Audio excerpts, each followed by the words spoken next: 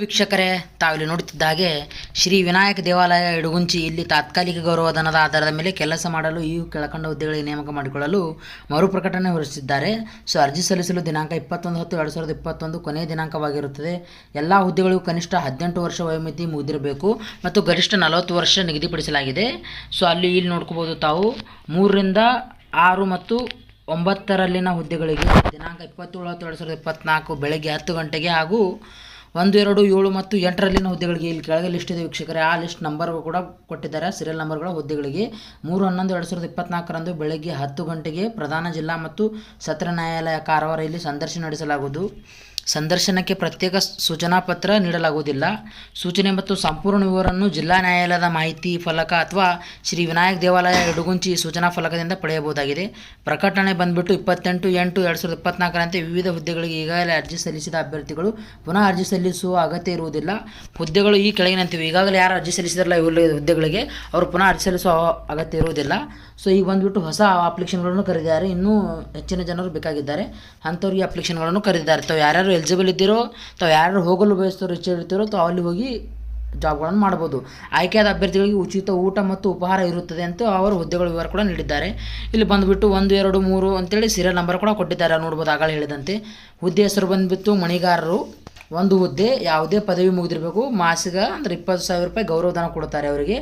ವಾರ್ಷಿಕ ಆದಾಯ 1% ಹೆಚ್ಚಳ ಆಗುತ್ತೆ. 20,200 ರೂಪಾಯಿ ವರ್ಷಗಟ್ಟಲೆ 200 ರೂಪಾಯಿ ಹೆಚ್ಚಾಗುತ್ತದೆ.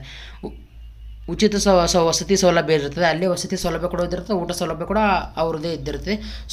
ಸೆಕೆಂಡ್ ಹುದ್ದೆ ಗುಮಾಸ್ತರದು PUC ಪಾಸ್ ಆಗಿರಬೇಕು. 12,000 ಮಾಸಿಕ ವೇತನ ಇದ್ದಿರುತ್ತೆ. ಇದಕ್ಕೂ 1% ಹೆಚ್ಚಾಗುತ್ತೆ. ಉಚಿತ ವಸತಿ ಸೌಲಭ್ಯ ಇದಕ್ಕೂ ಕೂಡ ಇದ್ದಿರುತ್ತೆ. ಮುಖ್ಯ ಅಡುಗೆ ತಯಾರಕರು 2 ಜನರು ಬೇಕಾಗಿದ್ದಾರೆ. ದೊಡ್ಡ ಪ್ರಮಾಣದಲ್ಲಿ ಸುಮಾರು 1000 ಜನರಿಗೆ ಸಸ್ಯಾಹಾರ ಅಡುಗೆ ತಯಾರಿಸಿದ ಅನುಭವ ಹೊಂದಿರಬೇಕಂತ ಹೇಳಿದ್ದಾರೆ. 15,000 ಪೇಮೆಂಟ್ ಇದ್ದಿರುತ್ತೆ. ಇದಕ್ಕೂ ಕೂಡ ಬಂದುಬಿಟ್ಟು 150 ರೂಪಾಯಿ ಹೆಚ್ಚಿಗೆ ಆಗುತ್ತೆ 1 ವರ್ಷದ ನಂತರ. ಸಹಾಯಕ ಅಡುಗೆಕೋರು ಅವರು ಕೂಡ ಊಟ ಬಡಿಸೋರು, ಅವು 2 ಹುದ್ದೆಗಳು ಖಾಲಿ ಇದ್ದಿದ್ದು. ಇದಕ್ಕೆ ಯಾವುದು ಕ್ವಾಲಿಫಿಕೇಷನ್ ಬೇಕಾಗಿರಲ್ಲ. 7,500 ರೂಪಾಯಿ ಸಹಾಯಧನ ಕೊಡ್ತಾರೆ. ಅದು ಬಿಟ್ಟು ಸ್ವಚ್ಛತೆಗಾರರು ಅಥವಾ ಎಲ್ಲ ಪಾತ್ರೆಗಳನ್ನು ಸ್ವಚ್ಛಗೊಳಿಸುವವರು, ಅವು 6 ಹುದ್ದೆಗಳು ಖಾಲಿ ಇದ್ದಿದ್ದು. ಇದಕ್ಕೂ ಯಾವುದು ಕ್ವಾಲಿಫಿಕೇಷನ್ ಇಲ್ಲ. 7,500 ರೂಪಾಯಿಯನ್ನು ಕೊಡ್ತಾರೆ. ಇದಕ್ಕೆ ಹೆಣ್ಣು ಮಕ್ಕಳು ಕೂಡ ಅಪ್ಲೈ ಮಾಡ್ಬೋದು ಅಂತಾನೆ. ಭೋಜನಾಲಯದ ಮೊಸರು ಒರೆಸುವವರು ವೈಪರ್ಸ್ ಅಂತೇಳಿ ಅವರಿಗೂ ಕೂಡ ಯಾವುದೇ ರೀತಿ ಕ್ವಾಲಿಫಿಕೇಷನ್ ಹತ್ತೋದಿಲ್ಲ. 2 ಹುದ್ದೆಗಳು 6,000 ಪೇಮೆಂಟ್ ಕೊಡ್ತಾರೆ. ಅವರಿಗೆ ಊಟ ವಸತಿ ಇರುವುದಿಲ್ಲ, ಸ್ವಚ್ಛಗಾರರಿಗೆ ಇರೋದಿಲ್ಲ, ಸಹಾಯಕ ಅಡುಗೆಯವ್ರಿಗೆ ಕೂಡ ಇರೋದಿಲ್ಲ. ಮುಖ್ಯ ಅಡುಗೆ ತಯಾರಕರಿಗೆ ಇದ್ದಿರುತ್ತೆ ವಸತಿ ಕೂಡ ಅಲ್ಲಿ. ಭದ್ರತಾ ಸಿಬ್ಬಂದಿ 6 SLC ಮುಗಿಸ್ತಿರಬೇಕು, 10,000 ರೂಪಾಯಿ ಪೇಮೆಂಟ್ ಕೊಡ್ತಾರೆ.